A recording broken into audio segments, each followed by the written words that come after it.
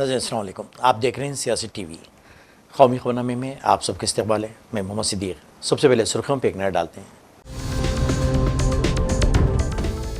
यौम पैदाइश के मौके पर जयप्रकाश नारायण सेंटर की जानिब से अखिलेश यादव को रोक दिया गया। लखनऊ में ज़बरदस्त हंगामा आ रही। अखिलेश ने कहा बीजेपी अजीम शख्सियत की तौहीन कर रही है।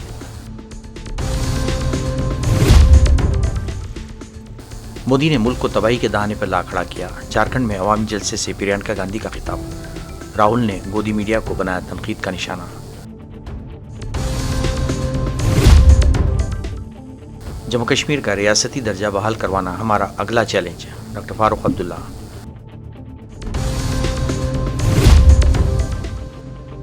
नोएल टाटा ट्रस्ट के नए चेयरमैन मुकर्रर। बोर्ड ने इत्तेफाक राय से लिया फैसला।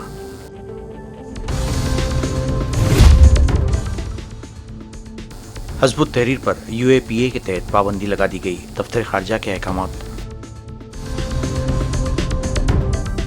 नहीं थी सुर्खियाँ, अब खबरों की तफसील पेश है।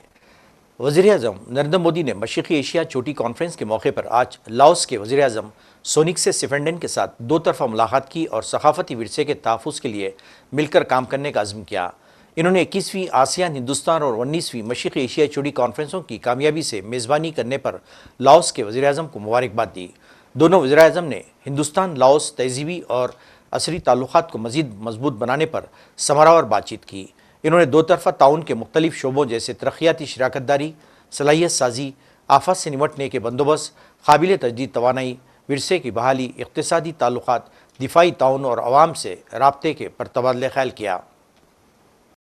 बातचीत के बाद दोनों रहनुमाओं की मौजूदगी में दिफा, नशरियात, कस्टम्स ताउन और मेकोंग गंगा ताउन के तहत 3 क्विक इम्पैक्ट प्रोजेक्ट्स के शोबे में माहिदों का तबादला हुआ।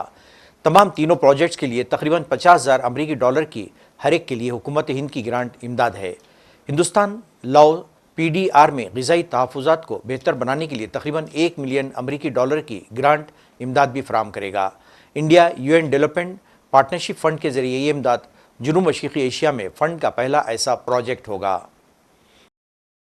नोएल टाटा को जुमे को टाटा सन्स के प्रोमोटर टाटा ट्रस्ट का चेयरमैन मुकर्रर कर दिया गया।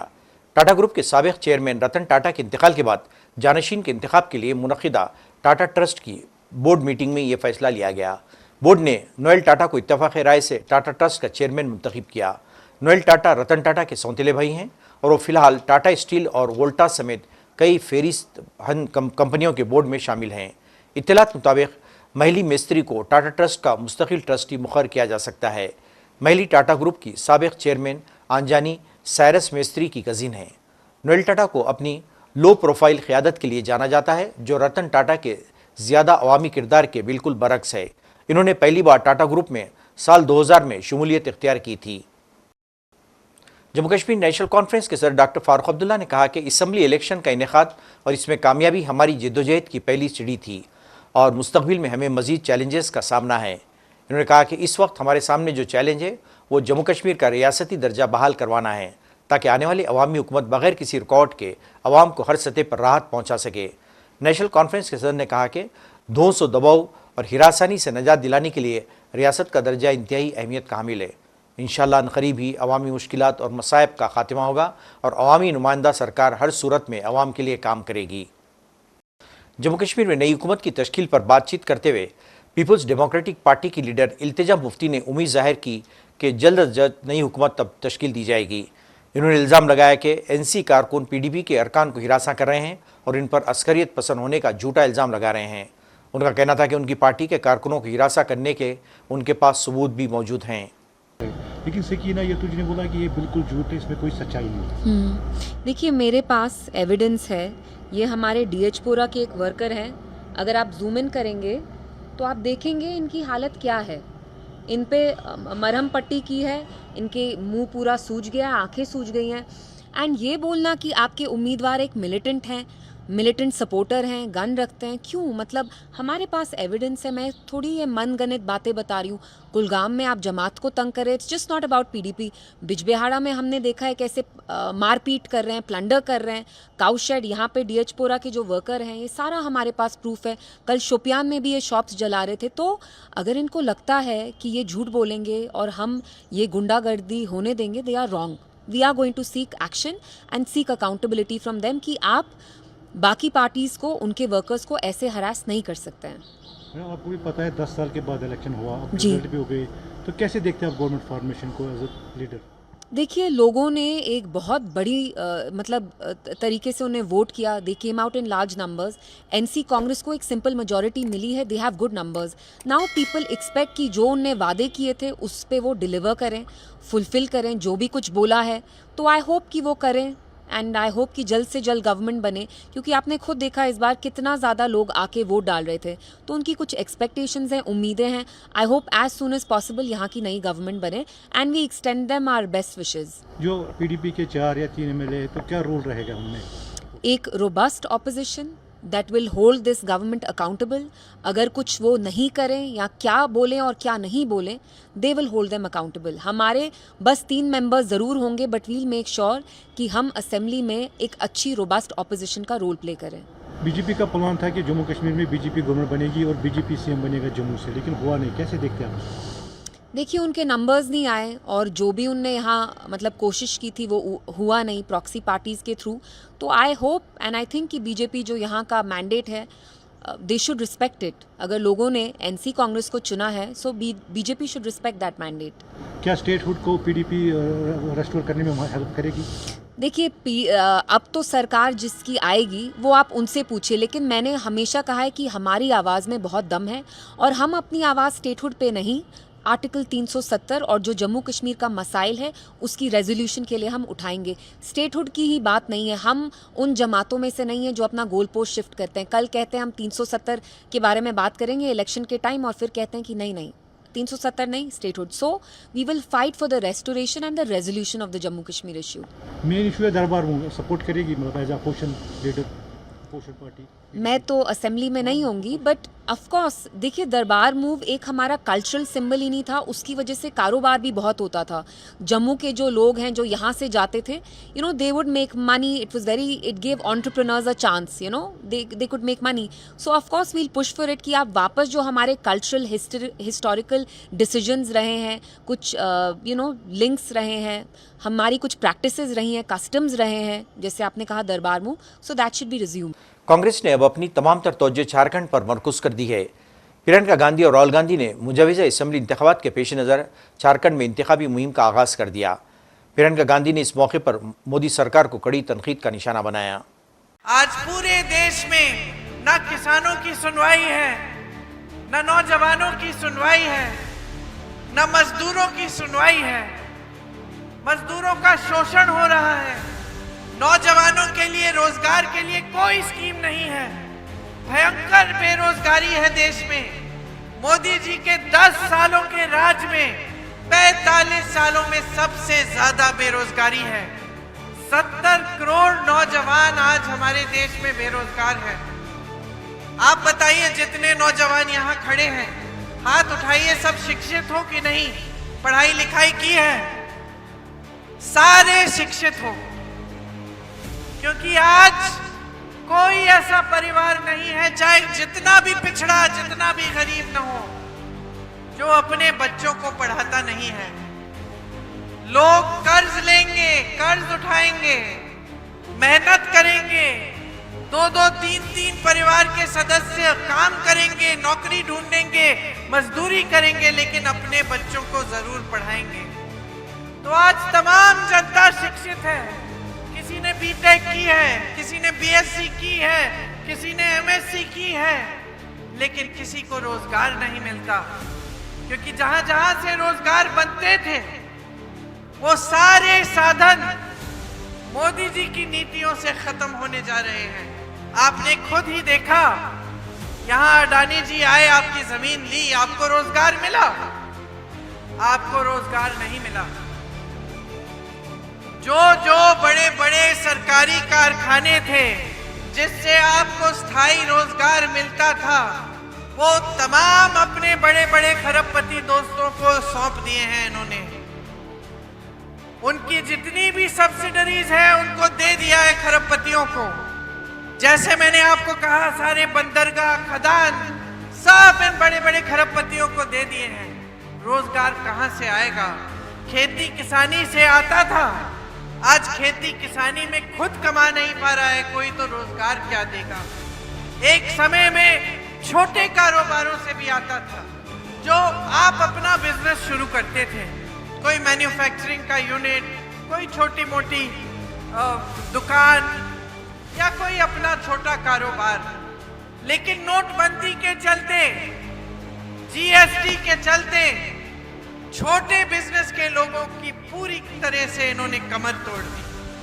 तो छोटे बिजनेस भी कमा नहीं पाते, तो वो भी रोजगार नहीं दिलवा रहे हैं। और जहां तक इनकी रोजगार की स्कीम है, तो ये अग्निवीर जैसी स्कीम लाते हैं।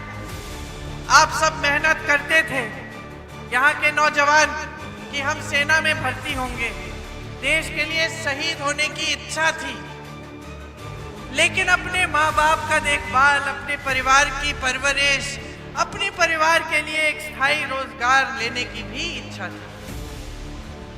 आप सबने परिश्रम किया। मोदी जी की सरकार ने क्या किया? अग्निवीर ले आए, बोला कि 4 साल बाद सेना में भर्ती हो जाओ, 4 साल बाद घर आ जाओ, फिर से नौकरी ढूंढना शुरू करो। तो आज नौजवान सोचता है कि मैं क्यों करूं इतना परिश्रम, जब 4 साल बाद घर लौट जाऊंगा फिर से मैं बेरोजगार हो जाऊंगा, कोई स्थायी नौकरी नहीं।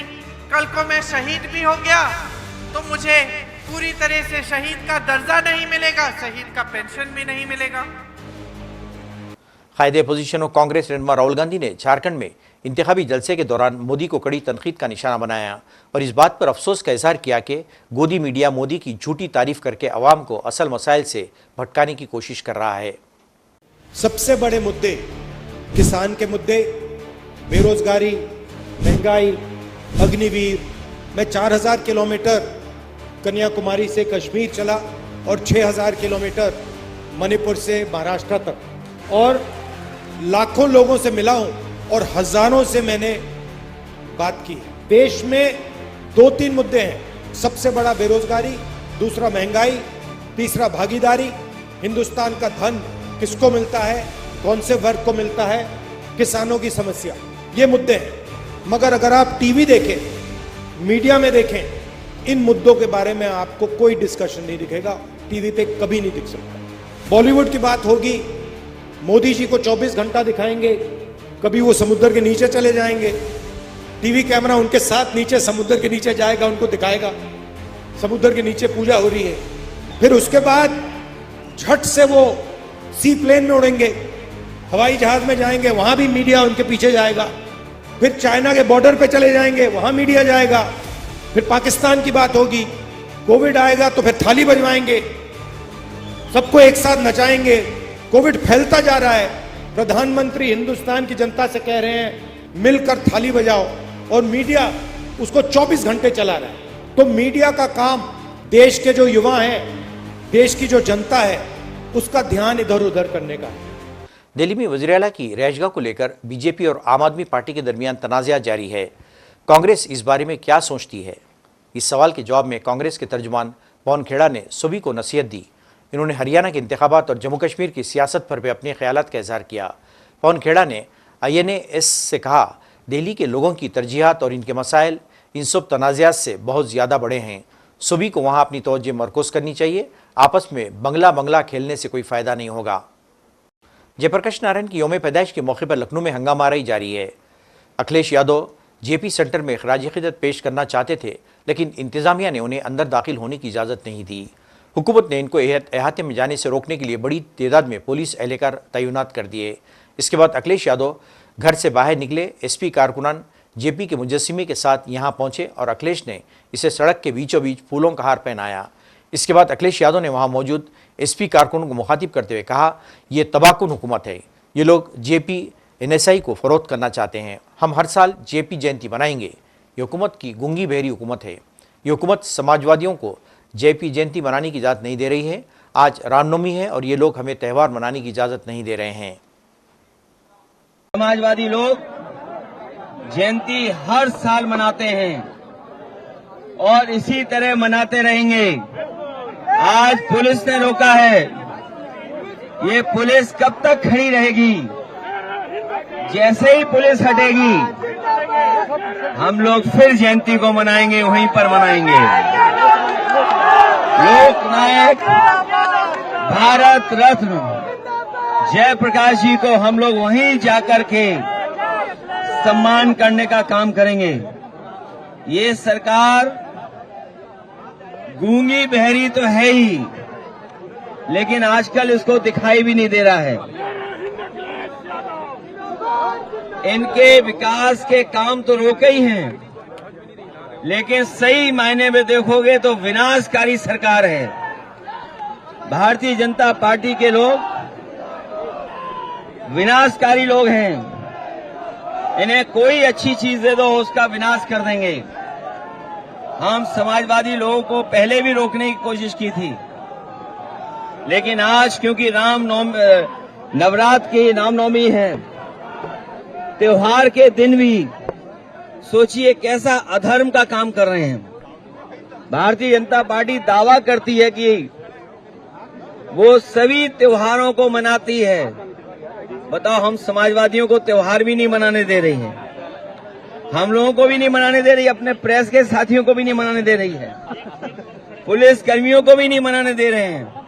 और सोचिए क्या साजिश है, खुद त्योहार मना रहे हैं और हम लोगों को त्योहार नहीं मनाने दे रहे हैं। ये अगर त्योहार नहीं होता, आज ये त्योहार नहीं होता, तो ये बल्लियां और ये बैरिकेडिंग और टीन के शेड समाजवादियों को नहीं रोक सकते थे।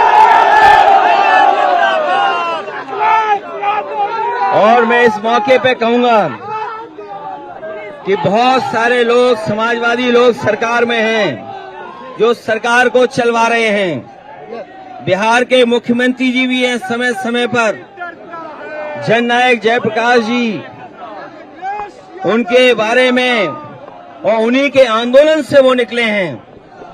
ये मौका मिला है उन्हें भी कि ऐसी सरकार जो समाजवादियों को जयप्रकाश जयंती के दिन याद नहीं करने दे रही है, उस सरकार से समर्थन वापस ले लें। अखिलेश यादव ने गुज़िश्ता शब यूपी हुकूमत पर इल्ज़ाम लगाया कि वो जेपी के मुजस्सिमे पर फूल चढ़ाने की इजाज़त नहीं दे रही है। इन्होंने कहा कि हुकूमत कुछ छुपा रही है। आज जयप्रकाश नारायण की यौम पैदाइश से पहले अखिलेश यादव जुमेरात की रात लखनऊ में वाक़ जयप्रकाश नारायण इंटरनेशनल सेंटर पहुंचे, लेकिन वहां एक टीन शेड होने की वजह से वो जेपी के मुजस्सिमे के करीब नहीं पहुंच सके। अखिलेश यादव ने एक्स पर कहा, बीजेपी हुकूमत जमहूरियत पर मुसलसल हमला कर रही है, ये उसकी गंदी सियासत की मिसाल है। इस अवाम दुश्मन हुकूमत ने लखनऊ में बने जेपी एनआईसी जैसे तरक्याती कामों को बर्बाद करके अजीम शख्सियात की तौहीन की है। सोशलिस्ट इन आमिरों के सामने नहीं झुकेंगे।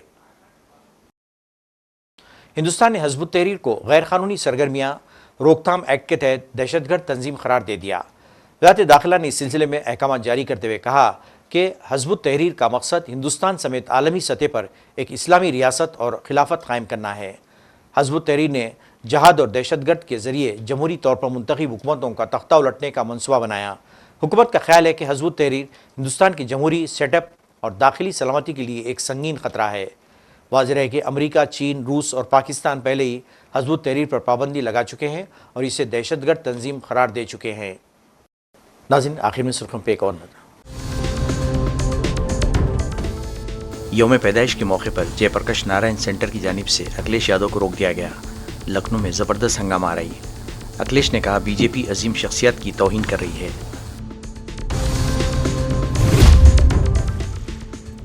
मोदी ने मुल्क को तबाही के दहाने पर ला खड़ा किया। झारखंड में अवामी जलसे से प्रियंका गांधी का खिताब।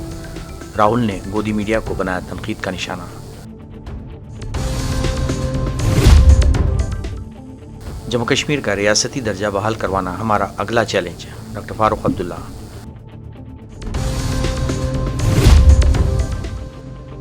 नोएल टाटा टाटा ट्रस्ट के नए चेयरमैन मुकर्रर, बोर्ड ने इत्तेफाक राय से लिया फैसला।